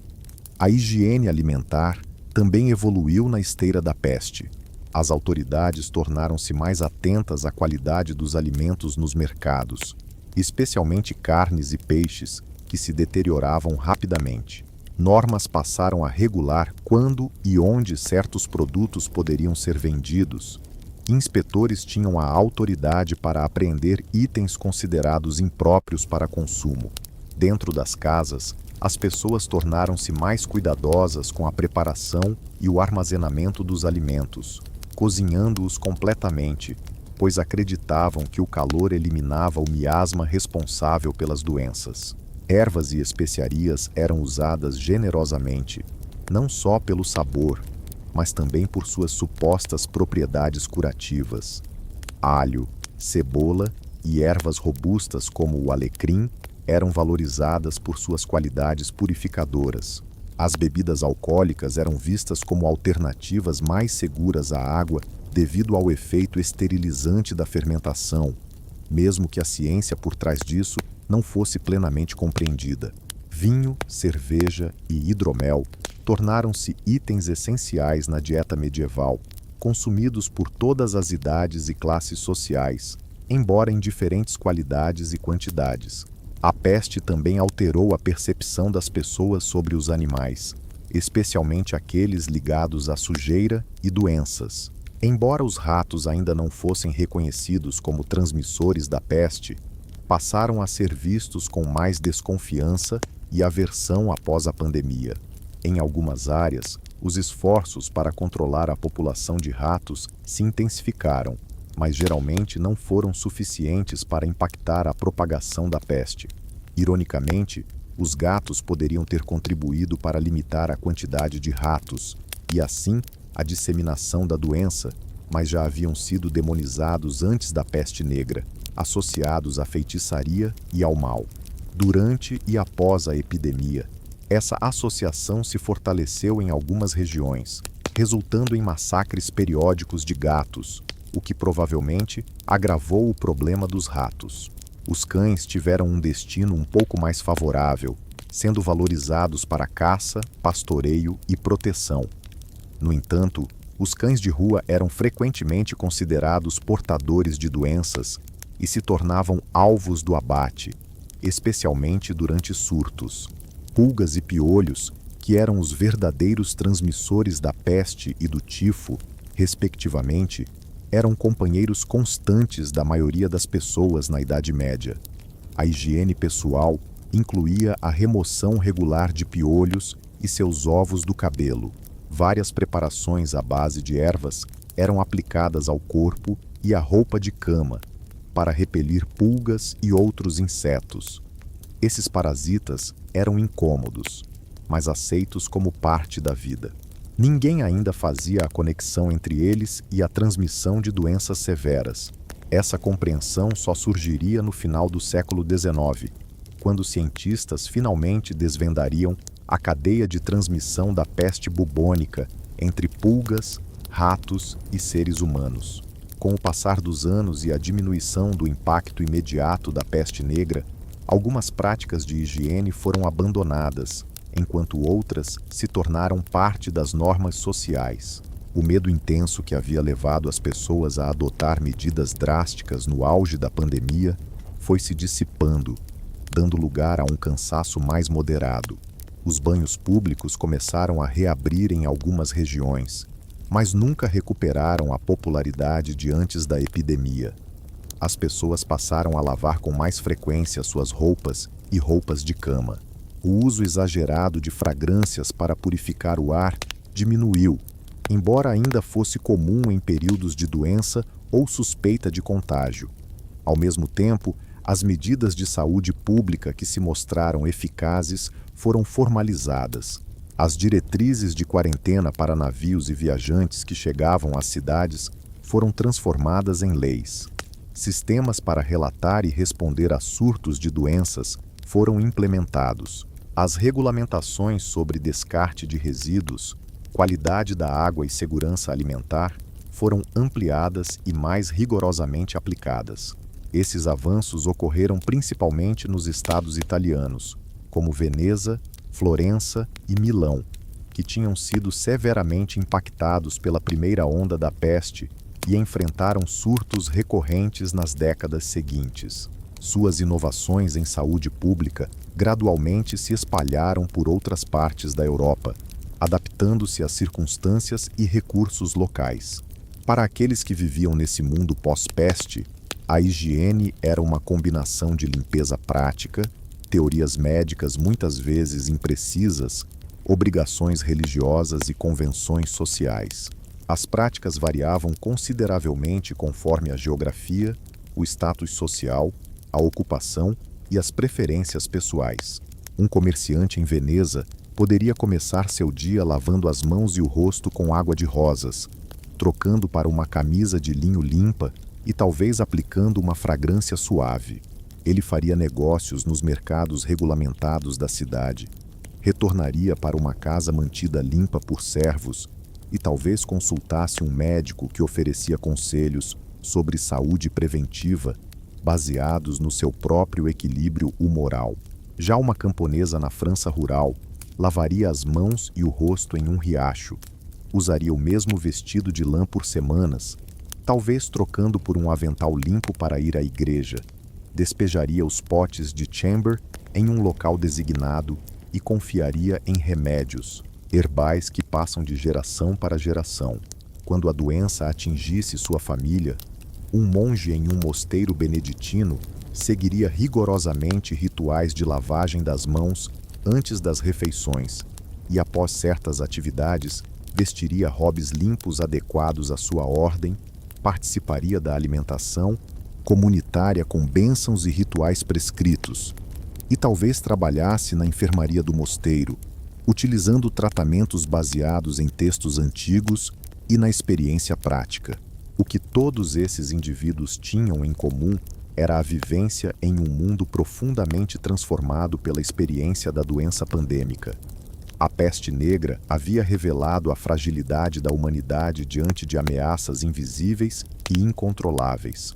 Ela ceifou vidas sem discriminação, atravessando barreiras sociais, poupando alguns enquanto levava outros, por razões que ninguém poderia entender completamente. Esse trauma coletivo moldou atitudes em relação à saúde, limpeza e mortalidade por gerações. Acelerou tendências já existentes em saúde pública e saneamento, ao mesmo tempo em que gerou novos medos e tabus em torno de certas práticas, como o banho coletivo.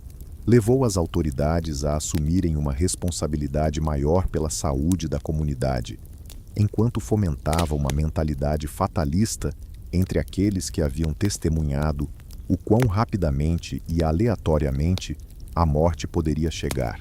As práticas de higiene que surgiram desse contexto eram uma combinação de métodos úteis, prejudiciais e neutros em termos de prevenção de doenças.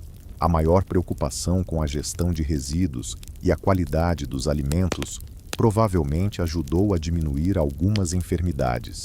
Já a redução na frequência dos banhos teve um efeito mínimo na propagação da peste, embora possa ter agravado outras condições, como infecções cutâneas. O uso de aromáticos, por sua vez, oferecia conforto psicológico, sem alterar a disseminação das bactérias. O que mais surpreende os observadores contemporâneos é a forma como essas práticas se mantiveram muito após o fim da crise imediata. A ideia de que o banho poderia tornar as pessoas mais vulneráveis a doenças, por exemplo, influenciou os hábitos de higiene na Europa por quase 5 séculos. As estratégias de saúde pública desenvolvidas em resposta à peste negra estabeleceram as bases para os sistemas que evoluíram até as modernas câmaras de saúde e agências de controle de doenças. Até hoje, podemos notar ecos da forma como reagimos na Idade Média às ameaças de doenças infecciosas, como a quarentena, o isolamento dos doentes, a restrição de movimentação e a ênfase na higiene, que continuam a ser fundamentais. Embora agora baseados na teoria dos germes, em vez da ideia dos miasmas, as experiências humanas de medo, perda, adaptação e resiliência diante de pandemias se mostraram notavelmente consistentes ao longo do tempo. O pânico e o terror do surto inicial, a busca angustiante por explicações e curas e a adaptação gradual a um novo normal são padrões que se repetiram ao longo da história, mais recentemente durante a pandemia de Covid-19. Para os sobreviventes medievais da peste negra, a vida prosseguiu com essa nova percepção de vulnerabilidade. Eles começaram a lavar as mãos com mais frequência, evitar fontes de mau cheiro, utilizar aromáticos como proteção, vigiar suas comunidades em busca de sinais de retorno da peste e transmitir esses hábitos a seus filhos, moldando assim a higiene europeia por muitos séculos. Ao se deitar, sentindo o peso dessa história, sua respiração se torna naturalmente mais lenta. A tensão nos ombros se dissolve ao imaginar aquelas mãos medievais sendo lavadas com água de vinagre, o aroma forte permeando o ambiente. Seu corpo se sente pesado, confortável, afundando cada vez mais na suavidade à sua volta. Uma onda de gratidão pela encanação moderna e pela medicina moderna invade você, aquecendo-o à medida que seus músculos relaxam completamente. Sua mente se perde nas estreitas ruas medievais, onde os médicos da peste uma vez caminharam, usando máscaras herbais e suas estranhas máscaras com bico, que se tornariam símbolos infames da peste por séculos. Aqueles médicos, movendo-se como sombras por ruas desertas, representam uma das respostas mais fascinantes aos desafios de higiene impostos pela peste. Vamos explorar mais a fundo esses médicos da peste e seu equipamento de proteção, que se desenvolveu a partir das medidas anteriores que discutimos, formando algo mais padronizado. O traje mais icônico do médico da peste foi criado por um médico francês chamado Charlon, no início do século XVII, durante um surto posterior de peste, mas seus elementos já estavam se formando ao longo do período pós-peste negra que analisamos. O traje completo consistia em um casaco de couro encerado ou lona, que cobria o corpo do pescoço aos tornozelos, além de luvas de couro, botas, um chapéu de aba larga e a famosa máscara com bico. O casaco frequentemente recebia tratamento com cera ou óleos, criando uma superfície mais lisa, dificultando a aderência de pragas como pulgas. O traje foi concebido para proteger cada centímetro da pele, criando uma barreira entre o médico e o ambiente externo. Porém, é a máscara que realmente desperta nossa curiosidade. Com um bico que variava de 15 a 20 centímetros, ela não era apenas uma escolha estilística excêntrica. Tinha uma função específica baseada na teoria do miasma. Este bico era preenchido com substâncias aromáticas como flores secas, ervas, especiarias, cânfora ou até esponjas embebidas em vinagre. Quando o médico respirava, o ar filtrava por esses materiais, supostamente purificando-se antes de entrar nos pulmões. Entre os ingredientes comuns nas máscaras estavam lavanda, hortelã, cânfora, cravo, mirra, pétalas de rosa, âmbar e lordinum, uma tintura de ópio. Algumas dessas substâncias possuíam leves propriedades antibacterianas, mas não eram suficientes para erradicar as bactérias da peste. No entanto, a máscara, ao cobrir o rosto, oferecia uma certa proteção contra as gotículas respiratórias que poderiam espalhar a peste pneumônica. Além disso, o médico da peste carregava uma vara ou bengala de cerca de 90 centímetros. Essa ferramenta tinha várias funções: permitir a examinação dos pacientes sem contato físico, sinalizar para os outros manterem distância e, em algumas situações, armazenar perfume ou vinagre que poderia ser inalado como proteção adicional contra os miasmas. Esses médicos frequentemente não eram da elite que atendia à nobreza. Muitos eram profissionais de saúde de menor prestígio ou jovens médicos iniciantes. Alguns deles atuavam basicamente como mão de obra temporária, com treinamento médico limitado, contratados por cidades ou vilas para cuidar das vítimas da peste, quando os médicos mais qualificados haviam abandonado seus postos. As responsabilidades desses médicos iam além do tratamento dos doentes. Eles registravam óbitos, realizavam autópsias simples, supervisionavam sepultamentos e impunham quarentenas. Em algumas localidades, eram obrigados a portar licenças especiais e podiam ser punidos por abandonarem suas funções durante surtos. Os tratamentos oferecidos refletiam o conhecimento médico da época, que incluía sangrias, remédios à base de ervas, pomadas para os bulbos e diversas misturas destinadas a reequilibrar os humores. Nenhum desses métodos tratava efetivamente a infecção bacteriana, embora a drenagem de bulbos pudesse, em algumas ocasiões, aliviar os sintomas. Para a maioria dos pacientes, a chegada do médico da peste simbolizava menos esperança de cura e mais uma preparação para a morte. Esses profissionais frequentemente atuavam como testemunhas de testamentos feitos às pressas e ofereciam o consolo que podiam aos moribundos. O médico da peste se tornou um ícone tão marcante da morte que seu traje foi eventualmente incorporado à comédia dell'arte italiana, tornando-se um personagem típico e uma máscara tradicional no Carnaval de Veneza. O que começou como um equipamento médico de proteção se transformou em um símbolo cultural duradouro, representando o temor e a mortalidade da era da peste. Enquanto os médicos da peste aprimoravam seus trajes de proteção, as pessoas comuns continuavam a adaptar suas práticas de higiene em resposta aos surtos recorrentes. A peste negra, que ocorreu entre 1347 e 1351, foi apenas a primeira onda. A peste retornou diversas vezes ao longo dos séculos seguintes, embora nunca mais com a mesma letalidade devastadora. Esses surtos frequentes reforçaram determinadas práticas de higiene, enquanto outras foram evoluindo lentamente. O receio de banhos ainda era intenso em muitas regiões, com a imersão total em água vista como algo perigoso. Assim, as pessoas passavam a focar na troca frequente de suas roupas de linho, acreditando que esse tecido absorvia as impurezas do corpo. O conceito de limpeza tinha significados bem diferentes dos que temos hoje. Roupas limpas eram sinônimo de vestimentas isentas de sujeira visível e odores desagradáveis, não necessariamente lavadas com água e sabão. Da mesma forma, corpos limpos se referiam a mãos e rostos lavados com frequência, com atenção especial a unhas, dentes e hálito, ao invés de uma limpeza completa do corpo.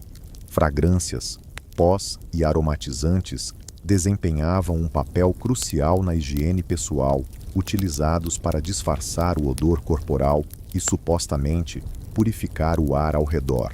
Os mais abastados podiam carregar pomanders ou lenços perfumados, enquanto os menos favorecidos recorriam a sachês de ervas aromáticas que conseguiam reunir.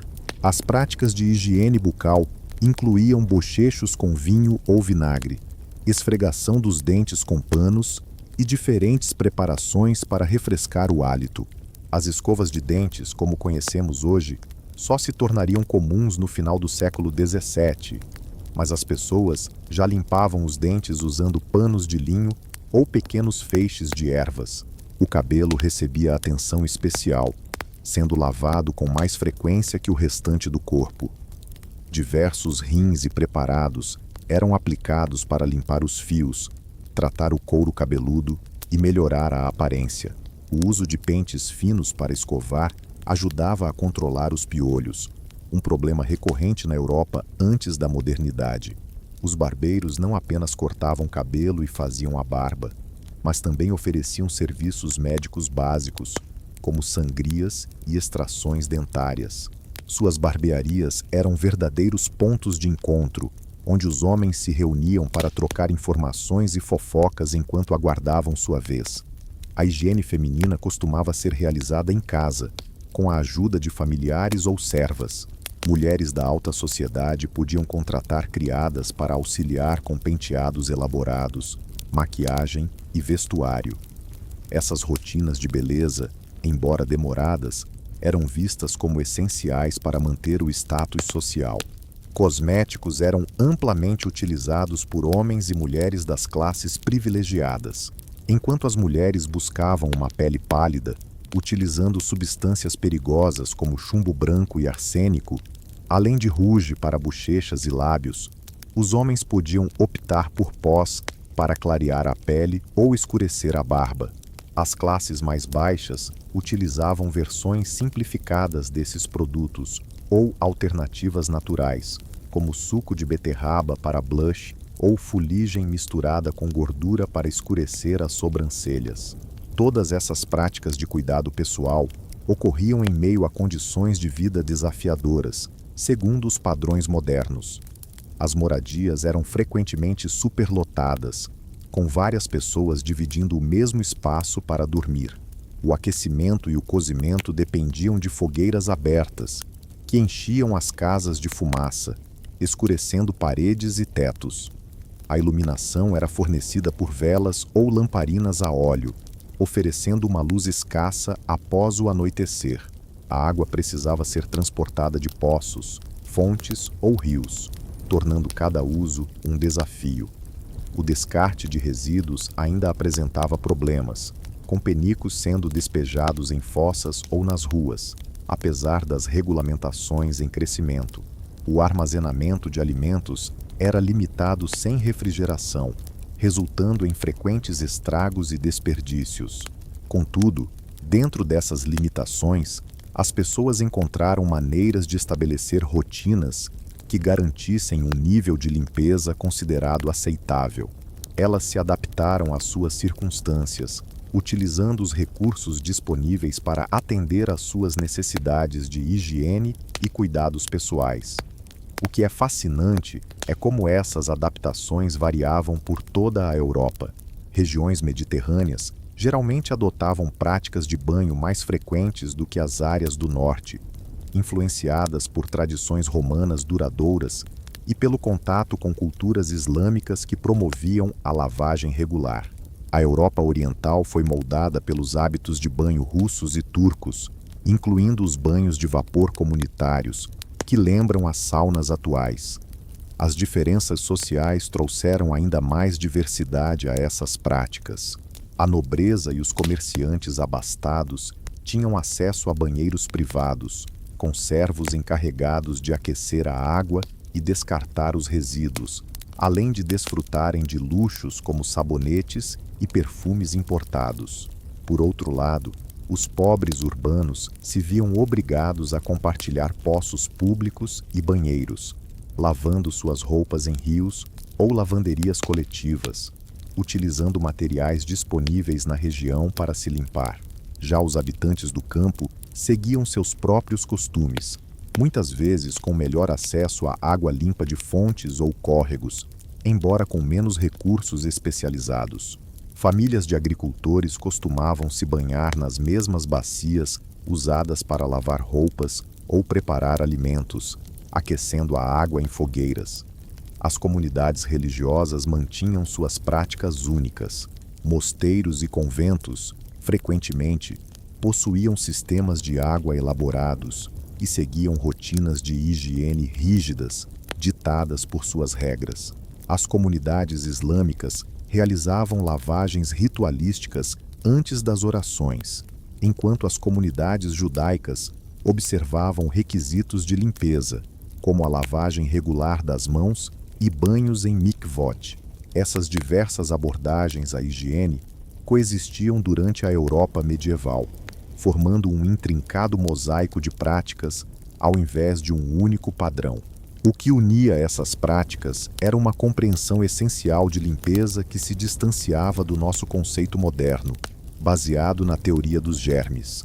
Para as pessoas da Idade Média, estar limpo estava mais ligado à aparência, ao odor, à pureza ritual e ao equilíbrio dos humores, do que à eliminação de micro-organismos.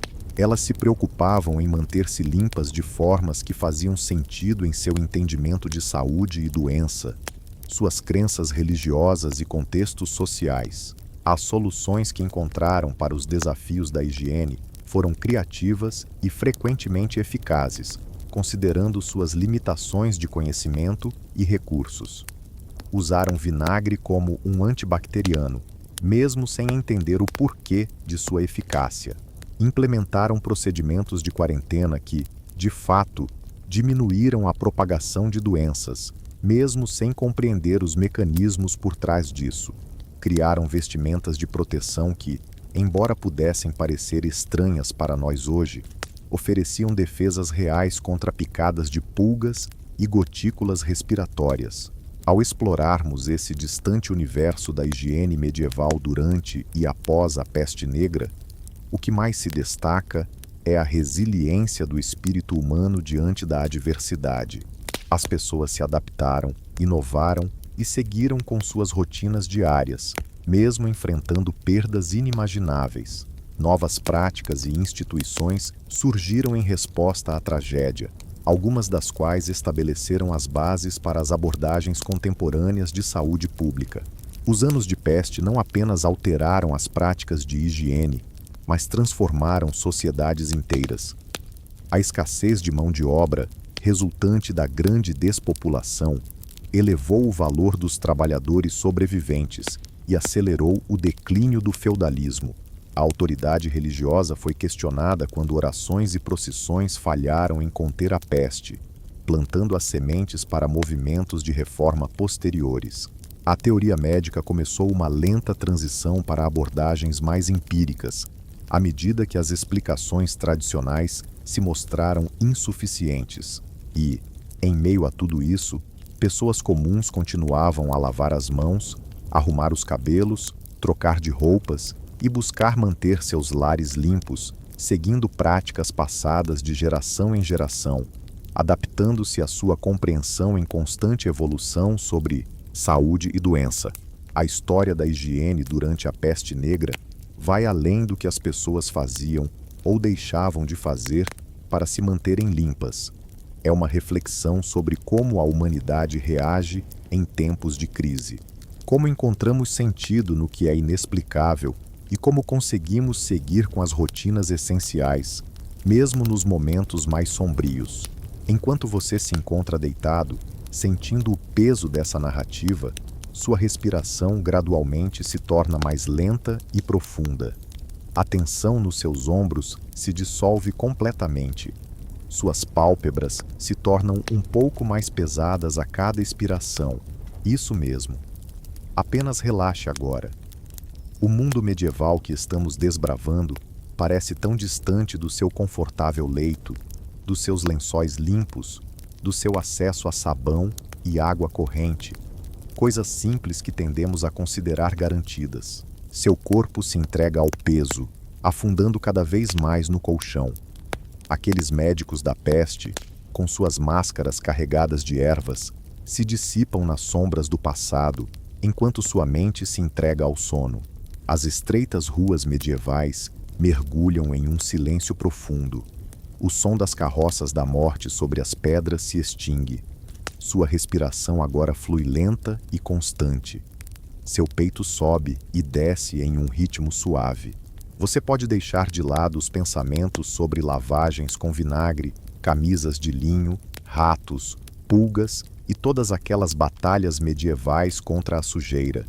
Seus músculos se relaxam completamente, um a um, dos dedos dos pés até a testa. Isso mesmo, tão aconchegante agora. O peso do seu corpo parece derreter na cama. Suas pálpebras estão tão pesadas que mal conseguem se manter abertas. Cada respiração o leva mais fundo naquele espaço tranquilo entre a vigília e os sonhos. A peste negra transformou a Europa medieval, mudando a percepção sobre higiene e saúde, deixando marcas na sociedade que perduraram por séculos. Mas agora, esses pensamentos podem se dissipar enquanto o sono se aproxima. Sua mente se acalma, sua respiração se torna constante e serena. A última imagem antes de adormecer completamente pode ser de uma cidade medieval ao entardecer. Os anos da peste finalmente deixados para trás. Pessoas voltando às suas rotinas, lavando as mãos sob a luz suave da tarde, preparando-se para descansar após um longo dia. Não tão diferentes de nós, na verdade, apesar dos séculos que nos separam. Apenas humanos tentando se manter limpos, saudáveis e vivos. E à medida que essa imagem se desvanece, você se entrega completamente, mergulhando em um sono profundo e tranquilo, deixando o mundo medieval e todas as suas adversidades para trás. Seu corpo agora perfeitamente relaxado, sua mente em paz, sua respiração lenta e profunda. Nada mais para pensar, nada mais a fazer, apenas dormir. Isso mesmo, apenas dormir agora. Um sono profundo e reparador.